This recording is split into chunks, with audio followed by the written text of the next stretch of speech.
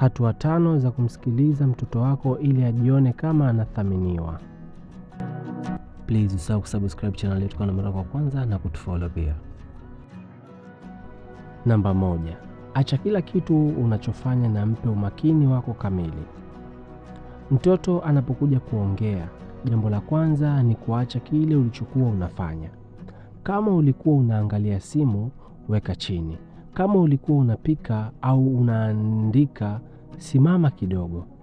Mtoto anapoongea huku wewe unaendelea na mambo yako, anahisi kama mazungumzo yake hayana maana.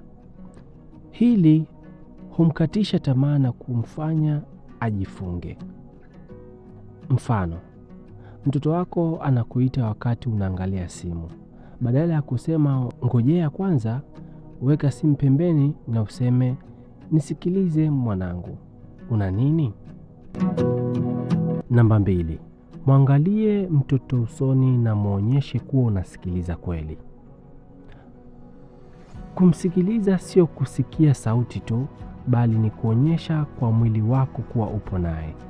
Mtazame machoni, tikisa kichwa, tabasamu au sema maneno madogo kama au endelea. Hii inampa mtoto ujasiri wa kuendelea kuongea bila kuogopa. Mfano, mtoto anakuelezea kilichotokea shuleni. Kaa karibu naye, mgeukie na usiangalie TV au watu wengine. Namba 3. Mruhusu amalize kuongea bila kumkatiza, hata kama anakosea. Wazazi wengi hukatiza watoto wao kwa lengo la kurekebisha au kutoa suluhisho mapema. Lakini kumkatiza humfanya mtoto ajisikie hajakamilisha mawazo yake. Mruhusu atoe yote aliyokusudia kusema, hata kama anachanganya au anazunguka. Mfano, mtoto akisema, mwalimu alinionea. Usiseme mara moja, wewe ulimfanya nini? Mruhusu aendelee kwanza mpaka amalize. Namba 4. Rudia kwa ufupi ulichokisikia ili kuhakikisha umemwelewa. Baada ya mtoto kumaliza kuongea, rudia maneno yake kwa kile ulichokisikia. Hii humfanya ajisikie kueleweka na pia hukusaidia kuthibitisha kuwa umeelewa sawasawa. Mfano, kwa hiyo unasema ulijisikia vibaya kwa sababu rafiki yako alikuchukulia kalamu bila kukuomba, sivyo? Namba 5. Jibu kwa utulivu na kumjali, sio kwa hasira. Baada ya kumsikiliza mtoto wako mpaka amalize, jibu sauti ya upole hata kama amekosea. Hapa lengo si kuhukumu wala kumkemea, bali kumfanya ajisikie salama kuongea tena siku nyingine. Anza kuthibitisha hisia zake kwanza kabla ya kumpa maelekezo, kwa sababu mtoto anahitaji ajue kuwa umeelewa alichohisi, si kusikia tu alichofanya. Ukiruka moja kwa moja kwenye lawama au hasira, mtoto hujifunza kuficha mambo yake badala ya kuyaleta kwako.